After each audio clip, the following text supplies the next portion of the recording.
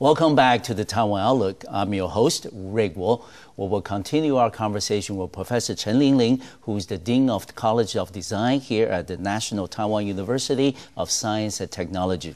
Professor Chen, let me ask you then, to start off this segment, what is the backbone of Taiwan's design education? I mean, you are the Dean and also Professor at the leading national university here in Taiwan in the College of Design. What has been the core, the core focus or the core curriculum, for students in the College of Design? Okay. In almost all design educations, we can almost separate them into two different type of courses. Please. One is a design project-based course. Okay, this is run usually from the second year until the fourth year. Okay. And the other parts are regularly lecture-based or individually skilled, knowledge-based courses.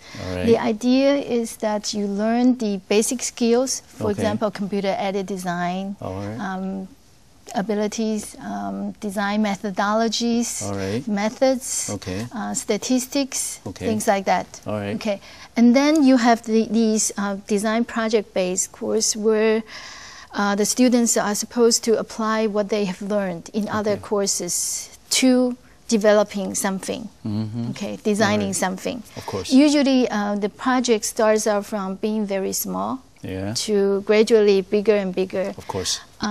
In terms of product design, you may see something like a mobile phone for the second year. And then for the third year, it might get to be a little bit bigger. And then for the graduations, sometimes they try to design something like a new automobile or things like that. So the complexity grows. For the architecture departments, students, of course, building, single buildings, bigger ones, more complexities, and then maybe a community or a whole area of development. So we have traditionally run something like this. This is not very different worldwide. So everybody follow these.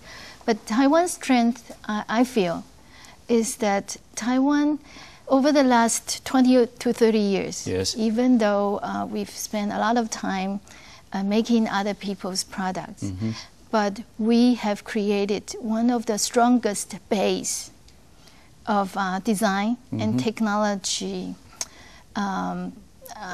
foundation within the industry, so that whenever we want to talk about materials, we have expertise within our industry, within Taiwan, that are very familiar, whether you are talking about bicycles, whether you are talking about 3C products, communication and computer products, whether you are talking about even textile.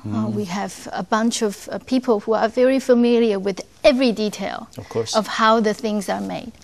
And so by making use of these very strong base, I think that design education in Taiwan can be very strong. We have recovered both the theoretical basis by full-time faculty members. And if we invite professional designers from the industry, we can provide very detailed and very specific knowledge about the manufacturing to our curriculum. Well, and then, Professor, then let me ask you. I mean, you of course you teach courses, still, and based on your experience in the years past, how would you expect your students upon graduation to have the kinds of skills they need to be competitive in the industry or in the related areas? What are the skills they need? We defined the core capability of design undergraduate is that they should be able to, when they graduate, they should have enough skill to be a very competent designer. This means that they should have training in terms of aesthetics, They should have training of how to study for people's needs, about what people want. They should have computer-related technologies, so that they can draw up the concepts. They should have knowledge about the limitations of manufacturing, so that what they propose is not something that just simply cannot be made. It would be too expensive or too far along in the horizon. For graduate students, I don't know what other people's definition are for Taiwan University, National Taiwan University of Science and Technology. We define our graduate students, master students, core capability is that we expect them to be able to go out in the industry, and maybe not immediately, but sometime in the future, to be a group leader. In terms of leading a project? Leading a project. This means that the person should not just have the ability of a designer, but should be able to integrate the different capability, also to draw out a plan. So need to be able to propose a new idea. This is the new concept that we are going to build. The person should be able to decide on what the core technologies might be needed, and the leader should be able to communicate this idea also to the boss in terms of what the product's positioning, marketing strategies, and things like that. So in the past, we have not been putting enough emphasis on this aspect, because, as I said, in the past, if our focus is only to be building products for other people, you don't need this kind of capability. You don't need strategic thinking. You don't need the ability of planning.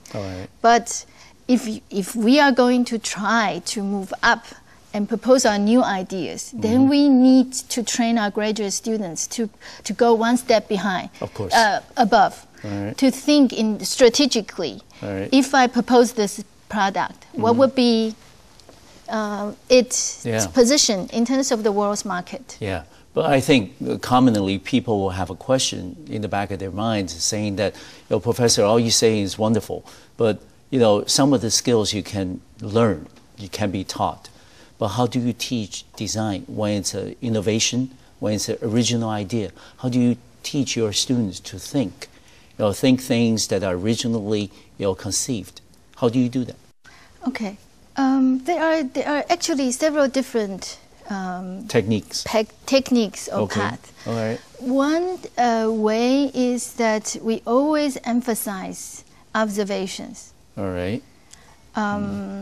We trained our students to always, when they receive a problem, the first thing that they should do is not to immediately begin to draw. That is not going to work. What we want them to do is they should begin by observing people. How they, for example, if we are going to make use of a mobile phone, we should begin by observing how people are using the mobile phone. For most of the city dwellers, we probably don't have any problems anymore. But what about in rural country areas? In India, for example, a lot of the times mobile phones are not used by individuals. They are shared by many people. So are the functions provided by the current mobile phone suitable in that kind of situation? Are we willing to have our phone book open to everybody in the village? That might not be the case. So if we begin by observing people, we can come up with new and original ideas. That would be one thing. The other thing is borrowing from management schools. Design is similar to management in that many things are case by case. And you can run through a project and face many different difficult decisions that you need to make. That is not ruled by mathematical equations. And there is no one correct answer. So we have, for example, in our graduate school, we have a course called Design Case Studies. What we did is that we collected cases, design cases from the industry, how they develop a particular product. Of course. What kind of difficulties that they have encountered. These are not only the say good things case studies. We try to understand what the difficulties are and what kind of problems that they run into and what are the alternatives. And so we held a discussion within our graduate school so that we hope that when our graduate students got their master's degree and went into the industry, when they face these problems, they know what to expect. Okay, and that leads to my final question for this segment. That upon returning of your former students, whether they got their BAs or master's degree, what kinds of things did they tell you after working in the industry for a few years? They felt like, oh, Professor Chen, if I only learn this skill, in addition to what I've already learned, I will be so much more comfortable and competitive. What were some of the things they feedback to you? Well, I feel that we have done quite a good job. Okay. Overall, yes. Of course, because I'm the dean, so maybe they don't tell me all the honest truth. No, you're too modest. but mostly we try to anticipate their needs, and we try to update our curriculum. Of course. And even though we cannot cover everything, but it appears that they have. They found what we taught quite closely match what they need in the industry. That's wonderful. There is one thing that I find though. I have this one student who has already graduated for about 10 years now. Okay. When he graduated, he told me that, Professor, I want to start my own company and I want to have my own brand. And then I tell him that, no, you are too crazy. This is not the route that you should do. This is too risky. You don't know what you are talking about. You should go into the companies and you should work hard. Okay. Before you continue with that story, we're going to take a short break on our program. And when we come back, you can tell us what happened with this student. We'll be back shortly.